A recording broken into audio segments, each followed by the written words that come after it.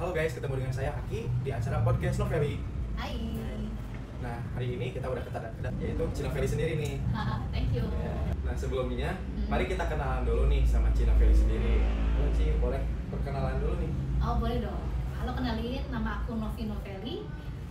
Angkat terus anak dari Noveli Hair Studio. Nah, apa sih asal usulnya Noveli Hair Studios gitu? Noveli Hair Studio itu asal usulnya itu karena kecintaan kita pada dunia rambut ya. Jadi memang sebelum saya punya Noveli Hair Studio itu saya sudah 22 tahun di bidang rambut. Namanya itu kalau udah kenal Salon Strawberry. Nah, Salon Strawberry itu salah satunya adalah saya pemiliknya, dan karena ini pemiliknya ada 4 orang, keluarga, family lah. Ketika saya ingin membuka dunia franchise, mungkin keluarga saya itu kurang berminat ya untuk masuk dunia franchise, sehingga tidak mematahkan semangat saya untuk masuk dunia franchise, yaitu akhirnya saya buka sendiri dan berjalan dengan memakai nama saya sendiri yaitu Noveli. Ya. Nah, apa sih yang sebenarnya bikin terjun ke dunia salon dan beauty industry? Kalau terjunnya sendiri, karena memang saya tuh hobi ya, saya tuh senang banget sama dunia rambut, lalu saya senang banget sama dunia kecantikan, jadi memang hobi sih. Boleh dong cerita dikit nih tentang hobinya atau tentang masa kecilnya gitu? Kalau dari kecil aku tuh memang udah senang banget sama yang namanya tuh kecantikan ya. Jadi rambut boneka lah, aku guntingin dari kecil, terus ngebotakin Barbie banyak gitu ya. Pokoknya memang kerjaannya dari kecil tuh memang kayak gitu. Hobi ya? Ya, hobi banget. banget. Iya. Ini nih, awal mula ide berdirinya Noveli Hair Studio nih apa nih? Idenya dari Noveli itu karena aku ngerasa sayang. Jadi ini ilmu sudah 22 tahun, kayaknya kalau nggak kita bagiin tuh kayaknya kayak sayang aja.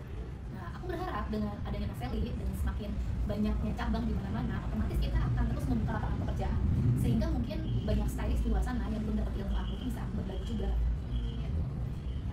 Nah, kalau awal mula atau makna dari nama Noveli Hair Studio sendiri itu apa? Maknanya sebenarnya nggak ada sih, sebenarnya karena dari nama aku pribadi. Karena nama pribadi aja gitu ya? Iya, lebih gampang aja dilihat kayaknya. Ya. Nah, kalau misal tantangan terbesar nih waktu mau merintis Noveli Hair Studio apa? Tantangan terbesar itu sebenarnya lebih ke meyakinkan diri sih bahwa aku bisa jalan sendiri, karena aku biasanya itu kan selalu dibantuin ya sama keluarga, terus aku selalu nggak pernah mandiri. Nah, di sini tuh aku benar-benar sendiri, dan untuk meyakinkan bahwa aku bisa itu tantangan terbesar sih. Karena ada sulit gitu ya buat yakinin diri sendiri, buat Betul bergerak sendiri ya. Nah, yang untuk selanjutnya sih mau nanya nih, momen paling berkesan saat merintis Noveli Hair Studio apa? Momen paling berkesan itu saat aku terjun langsung untuk ngurusin dari awal sampai akhir, terutamanya waktu di King ya, karena kita sampai jam 12 malam itu masih belum beres-beres, terus sempat kita berapa hari nggak tidur juga ngurusin buat ngejar deadline-nya Noveli opening tanggal 8 Agustus. Nah, itu seru banget sih. Masih apa nih dalam ini buat Ya. sekedar pasti kan customer pada datang gitu ya, opening usaha nih pasti mengalami yang namanya naik turunnya gitu ya, pas kegagalan dan bangkitnya gitu ya. Nah, kamu pernah nggak sih jatuh dalam hidup atau dalam usaha gitu? Boleh ceritain nggak? Sering sih, yang Noveli atau yang banyak Mau yang sebelumnya atau yang masih Noveli juga boleh. Jadi yang namanya Noveli itu pasti tantangan banget ya, karena saya udah terbiasa di salon saya yang sebelumnya dan memang sudah 22 tahun dan sudah cukup sukses, sudah di zona nyaman. Lalu ketika kita merintis new brand yang masih bayi lagi gitu ya, ngerasain mencari kepercayaan, mencari nge-build branding itu ya tantangan, tapi aku yakin dan percaya yang penting kita stay aja, kita terus hadir konsisten, nanti fokus sama mama juga dia naik sendiri. Fokus diri gitu ya, terus bertahan dan bangkit buat merintis nih di di eranya lagi naik turunnya gitu ya. Kalau merintis apa sih yang bikin bertahan? Yang bertahan ya itu dia, bahwa memang tujuannya itu sudah bukan untuk diri sendiri, tapi untuk kebermanfaatan banyak orang. Jadi aku pengen bantuin orang supaya orang itu punya ilmu di bidang aku ya, karena aku cuma bisanya nyalon, jadi aku pengen bermanfaat di bidang salon ini, gimana caranya di bidang rambut ini. Jadi ya karena memang tujuannya sudah bukan untuk diri sendiri, jadi nggak merasa pusing dan stres, itu ya jalanin aja. Nah, kalau misalnya ini kan selain hal yang bikin tetap bertahan pasti ada yang support gitu ya. Nah, yang siapa sih yang suka support sistemnya gitu biar tetap bertahan? Aku sih sebenarnya selama dari keluarga, dari suami, dari anak gitu. Mami pengen lebih bermanfaat ya hidupnya, dan my family itu bilang ya, go mami gitu, you can do it gitu. Jadi itu salah satu support terbesar aku ketika anak aku dan suami aku mengizinkan aku untuk mengangkat keluar dan diberikan sebuah kepercayaan bahwa nggak usah khawatir, bahwa aku itu mami nggak usah khawatirin aku gitu, ke anak-anak, ke baik yang di rumahku, mereka benar-benar support banget, itu bikin aku tenang sih. Support system itu penting banget lah ya. Betul. Kita tetap semangat ya, kita naik turun juga. Berapa cabang sih untuk sekarang gitu, ada berapa cabang? Sekarang kita udah mau 1 tahun. Kita sudah 1 tahun, tepatnya kita sekarang baru 11 bulan dan kita udah ada 6 cabang Novelli. Udah banyak juga ya nih.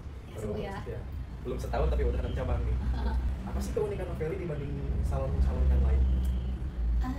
Saya percaya bahwa Novelli Hair Studio ini solusi sih buat kita semua para stylist.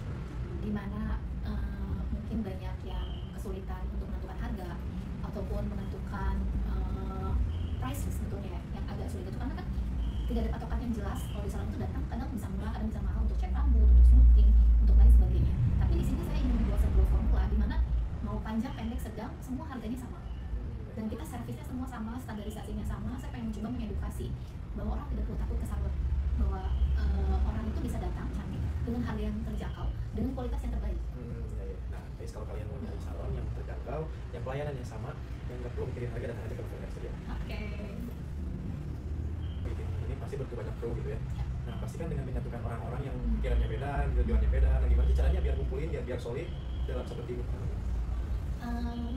Aku percaya kalau memang kita punya tujuan yang baik, pasti akan dikirim orang-orang yang baik, dan pasti kita akan menjadi tim yang tanpa dibicarakan pun mereka sudah akan bergerak bersama-sama. Pastikan dulu motivasi kita, yang lain pasti bakalan semuanya dilancarkan. Jadi semuanya tergantung niat gitu ya. Kalau tujuan yang baik, pasti ditemukan di dalam baik juga. Pasti dong. Yang kamu pegang untuk menjalankan bisnis ini? Aku selalu percaya bahwa hidup itu cuma sementara. Jadi kalau kita motivasinya bukan cuma sekedar uang, tapi kita bisa bermanfaat, nggak harus jadi pemimpin, nggak perlu menjadi orang hebat, tapi kita menjadi diri kita sendiri dan kita bisa melakukan bagian kita dengan sukacita. Ya kamu udah luar biasa sih. Jadi pasti kan ada visi misinya nih. Nah, untuk visi misinya sendiri apa sih?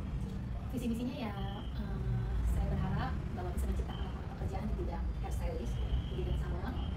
Kalau punya target, saya pengen bisa melahirkan 5.000 hairstylist. Banyak. Ya. Gitu ya. Ya. Terus bisa pengen bikin banyak bakti sosial juga. Kita bisa bagi-bagi, entah itu karena aku tuh sekarang senang kumpul-kumpul gitu. Kita mau bikin makanan kek, ataupun kita bikin potong rambut gratis kek, pokoknya acara apapun yang bisa bikin orang itu berbagi kebahagiaan. Berbuat kebaikan kepada orang lain, berbuat kebaikan. Yes. Biasanya untuk berbuat buat Cici sendiri, apa sih arti kesuksesan? Nah, untuk buat Cici sendiri, apa sih arti kesuksesan? Kesuksesan. Kesuksesan buat aku itu ketika kamu itu sudah bisa menemukan diri kamu sendiri. Kamu tahu tujuan hidup kamu apa, dan kamu tahu tujuan kamu mati itu apa. Nah, ketika kamu sudah menemukan tujuan mati kamu itu apa, buat saya itu sukses sih. Itu luar biasa. Keren juga sendiri. Cici pengen dikenal sebagai orang yang seperti apa nih? Aku pengen dikenal sebagai orang yang apa ya? Aku cuma pengen orang itu menemukan dirinya sendiri, menjadi versi terbaiknya. Jadi pengen memotivasi orang sih sebenarnya, bahwa setiap orang itu tidak ada yang bodoh, setiap orang itu tidak ada yang terlalu kurang ataupun merasa nggak berguna. Aku yakin bahwa setiap orang itu punya something spesial, setiap orang itu diciptakan spesial, dan pengen itu memotivasi orang, biarin orang itu jadi lebih baik aja sih. Itu juga spesial. Yes. Setiap orang punya kelebihannya, Yes. pasti Yeah. di baliknya. Jadi nggak perlu membandingkan diri kamu dengan orang lain, tapi kamu itu bisa hebat dengan cara kamu sendiri.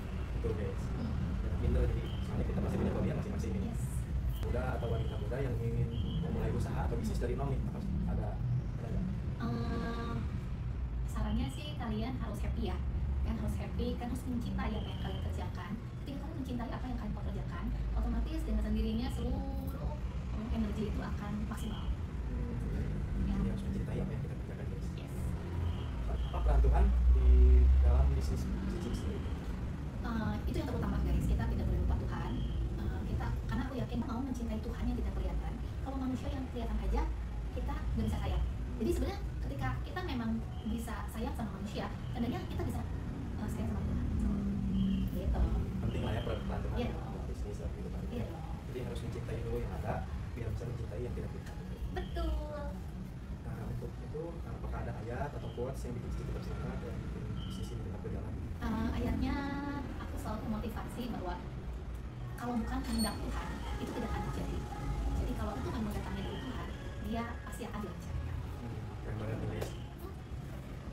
Nah untuk yang terakhir nih, penutupan yang terakhir. Oke. itu apakah pernah nggak sih Tuhan berbicara langsung kepada Cici gitu melalui TV atau apa gitu ya dalam bentuk hal apapun kepada Cici gitu? Aku sempat bertanya Tuhan itu kayak apa sih gitu, Tuhan itu ada atau enggak, tapi aku percaya ketika aku lagi marah, ketika aku lagi sedih, ketika aku lagi sakit hati, ketika aku lagi sendiri, seperti ada yang mengingatkan bahwa kamu gak sendiri. Seperti di dalam diri itu kita tuh punya iman ya, punya yang ingetin gitu di dalam Ada diri. yang ngomong gitu Ada yang ngomong ya, misalnya kalau kita mau mencuri, misalkan ada yang bilang kamu jangan mencuri gitu. Ketika kita ketika kita mau habis melakukan kejahatan misalkan ya, kita tuh kayak ada yang diingetin bahwa itu nggak baik. Nah, aku yakin bahwa manusia itu sebenarnya udah punya naluri untuk mengenal Tuhan secara pribadi. Mungkin kadarnya beda-beda, kepekaannya beda-beda. Tapi aku selalu percaya bahwa dengan kita sering berdoa ya, entah itu agamamu. Kalau misalkan muslim sholat 5 waktu, terus berpuasa. Kalau misalkan aku itu banyaknya doa gitu kan, banyak baca ayat-ayat firman Tuhan. Itu mendekatkan kita secara nggak langsung kepada Tuhan. Dan aku selalu percaya bahwa manusia itu pasti akan meninggoy. Jadi pasti meninggoy gitu. Kecuali kalau gue hidup selamanya sih kayaknya gue gak akan percaya Tuhan ya. Tapi karena gue yakin bahwa kita akan meninggoy, jadi ya udah gitu. Mau nggak mau kita harus percaya Tuhan guys. Jadi aku selalu percaya bahwa ya udah, paling kita manusia 60-70 tahun itu akan meninggoy. Ya kalau lu nggak percaya ya lu akan hidup selamanya, udah bilangnya cuma 2 aja. Jadi mau lu harus percaya gitu. Jadi mau nggak mau kita harus Beriman. Ya harus beriman. Iya. Jadi Ya kan? iya. Kamu bisa hidup selamanya nggak? Enggak, pasti ada matinya. Pasti mati kan? Iya. Jadi soal siapa yang mau bawa kamu nanti ke akhirat kalau kita nggak percaya Tuhan, mau dijemput sama setan. Kalau setan maju percaya, Tuhan enggak lu, ya nggak? Gitu aja sih. Kalau udah aja yang kelihatan kita percaya bahwa Dia akan memberi kita kehidupan, memberi kita oksigen, masa kalau kita nggak percaya Tuhan? Betul. Ini harus libatkan Tuhan guys, seperti yang tadi, jangan lupain Tuhan, Yes. sangat ya. Kan kita harus selalu berbuat baik karena pasti ada tempatnya. Iya betul. Siap. See you di next time ya guys. Jangan lupa ya nonton lagi buat berikutnya. Jangan See you. lupa like, comment, and subscribe. Thank you. Thank you.